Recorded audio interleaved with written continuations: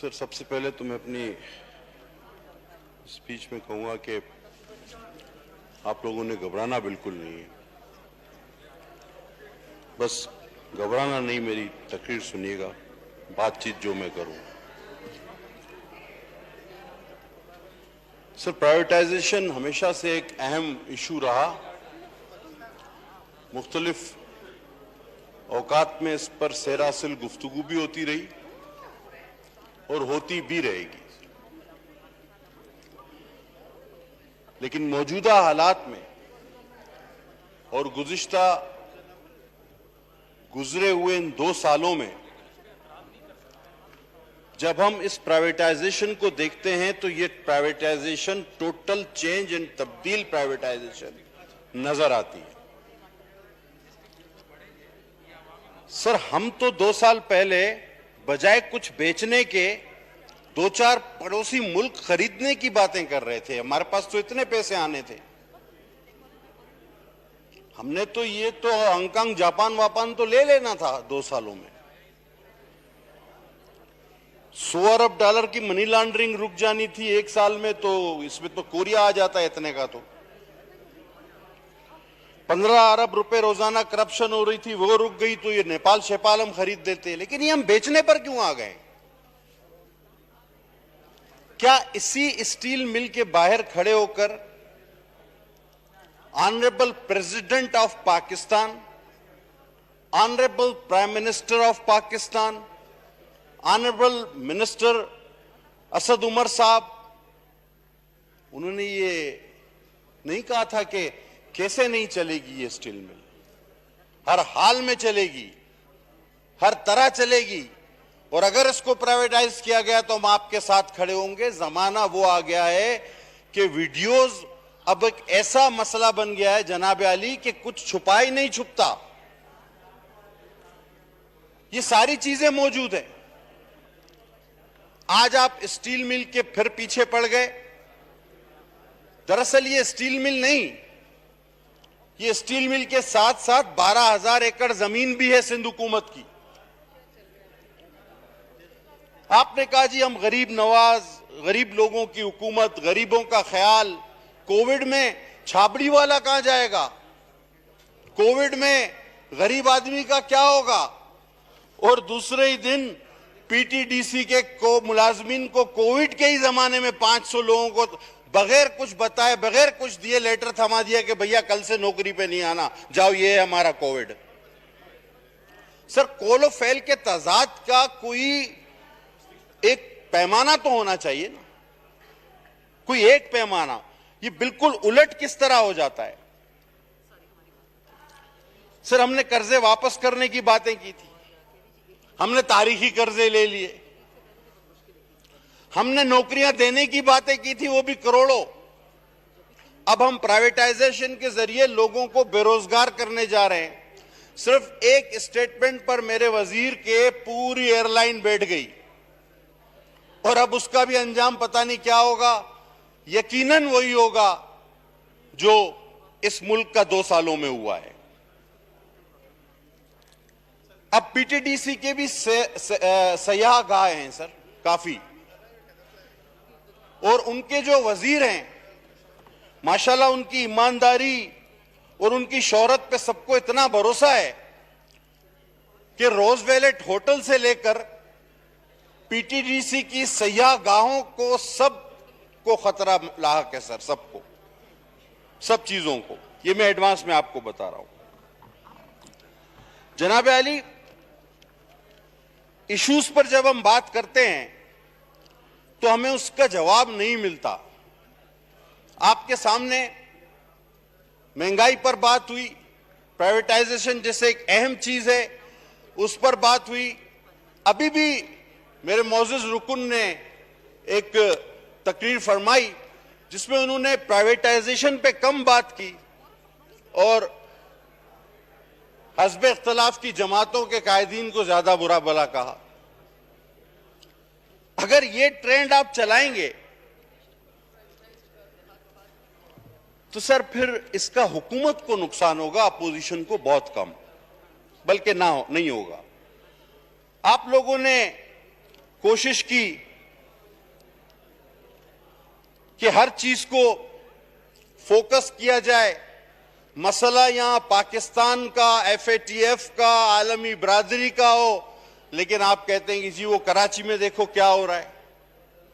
हर चीज को आप कराची से जोड़ रहे हैं, सिंध से जोड़ रहे हैं, उसकी कारकर्दगी से कीड़े निकाल रहे हैं।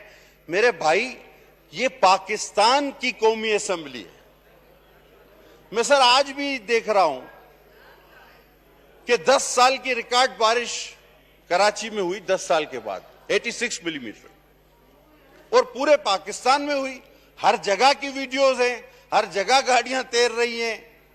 मेरे 14 MNA कराची से पाकिस्तान तहरीक इंसाफ के हैं, 14 आउट ऑफ 21। उनको 15-15 करोड़ रुपए भी आपने दिए। आपके 4 इत्तेहादी MQM के भी हैं, उनको भी आपने 15-15 करोड़ दिए। चले हम 3 पीपल्स पार्टी वालों को ना दिए, लेकिन मुझे ये नहीं पता कि इन मेरे MNAs ने ये 15-15 करोड़ रुपए अपने अपने इलाकों में सीवरेज के निजाम पर लगाए हैं या नहीं लगाए। कराची एक मिनी पाकिस्तान है सर। 3.5 करोड़ लोग हर माह एक मोहतात अंदाजे के मुताबिक 50,000 लोग आकर सेटल होते हैं वहां। वो एक मिनी पाकिस्तान है। और जब हमारे चेयरमैन ने कहा, और चूंकि आपको उनकी उर्दू पे भी एतराज रहता है, और जब वो अंग्रेजी में बात करें तो कहते हैं यार ये तो पाकिस्तान है, ये तो अंग्रेजी में क्यों बोलता है। तो उन्होंने कहा कि जब ज्यादा बारिश होती है तो पानी ज्यादा आता है, तो इसमें कोई गलत बात नहीं थी। लेकिन आपने उसका एक मजाक उड़ाया। अगर मजाक उड़ाने पर हम आ जाएं तो आपने ऑक्सीजन रात को निकालनी शुरू कर दी थी दरख्तों से, तो लोग रात को वॉक करने चले गए। एक एक चीज अगर मैं गिनवाना शुरू करूं, का जी बिजली क्यों महंगी हो रही, का मलेशिया से पाम ऑयल महंगा आ रहा है, नहीं आ रहा है इसलिए अब बिजली को पाम ऑयल से जोड़ दिया। सर आपने दुनिया के नक्शे जो हिला दिए, आपने जर्मनी जापान मिला दिया। मैं किस किस बात पर जाऊं, लेकिन मेरे ख्याल में ये मौजू फिर कभी सही। सर अभी के इलेक्ट्रिक में हैरान था एक मुजाहरा देखकर कि पूरी हुकूमत असेंबली के बाहर, पूरी हुकूमत वो केई के खिलाफ मुजाहरा कर रही है। मैंने हुकूमत की इतनी बड़ी वज़रा की तादाद और उनके इत्तेहादी एक छोटे से इदारे जिसको मुशर्रफ दौर में इत्तेहादियों ने मिलकर प्राइवेटाइज कराया, उसके खिलाफ मुजाहरा कर रहे थे। कोई एक्शन नहीं ले रहे थे, कोई एक्शन नहीं ले रहे थे। और गुज़िश्ता बरस जितने लोग बारिशों में जान से गए, आज तक उनका कोई हिसाब नहीं हुआ। और इस बार फिर लोग जान से जा रहे हैं। लोग पानी में डूब के नहीं मरते सर, लोग पानी में करंट की वजह से मर जाते हैं। और आप ट्वीट किए जाएं सर, अगर हमने प्राइवेटाइज करना है और अगर हालात इतने खराब हैं, और बकौल जॉन एलिया के कि क्या सितम है कि अब तेरी सूरत गौर करने पे याद आती है, कौन इस घर की देखभाल करे, रोज एक चीज टूट जाती है। तो सर फिर पूरा मुल्क ही एक साथ प्राइवेटाइज कर दें, ये तो बड़ा अच्छा फिर आपको दाम मिल सकता है। हम तो मुल्क खरीदना चाहते थे ना, लेकिन अब हम उस नहज पे आ गए हैं कि शायद हमें मुल्क बेचने पड़े। जनाब आली आगे चलिए। हमने आपको मशवरा यह दिया कि यह मुनासिब वक्त नहीं, इस वक्त दुनिया में कोविड की वजह से रिसेशन है। हम प्राइवेटाइजेशन के खिलाफ नहीं, लेकिन जो आइकन्स हैं हमारे, जो हमारे शहीदों की निशानियां हैं, उनको खुदारा औने पौने एटीएम्स को ना दिया जाए। यह हमारी सजेशन थी।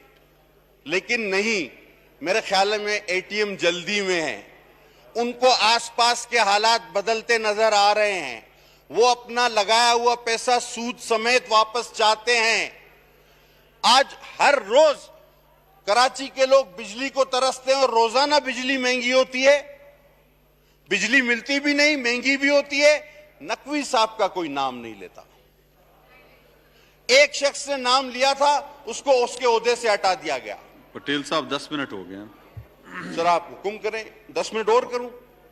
10 मिनट का टाइम दिया हुआ है सबको। अच्छा, मैं समझा आप कह रहे हैं 10 मिनट और, मैं सर 5 मिनट कर दें जी। जनाब आली, कराची के जो मसाइल हैं और प्राइवेटाइजेशन के जो मसाइल हैं, इसके लिए सबको सर जोड़ के बैठना होगा। ये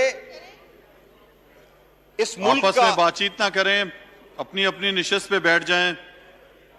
तमाम मुअज़्ज़िज़ अरकान से मेरी गुजारिश है कि अपनी अपनी निशस्त पे बैठें सर और खामोशी इख्तियार करें। सर पीठ ऐसे उसकी तरफ ना हो, ये रूल के खिलाफ है। ये इस तरह की बातें ना करें, आपकी भी पीठ किसी की तरफ है, ये बातें नहीं करें। बिल्कुल सर चेयर की तरफ ये बातें पीठ नहीं करते सर, रूल के खिलाफ है। ये आप इस तरह बात नहीं करें। सब जो है वो अपनी अपनी निशस्त पे बैठ जाएं जी। सर मैंने रूल कोट किया आपने, सर मैंने तो रूल कोट किया है। ये अपनी निशस्त पे जा रहा है तो इसकी पीठ इसी तरफ होगी अगर वो नहीं, पीछे बैठ जाते रहा है। हुए नहीं सर, खड़े हुए हो।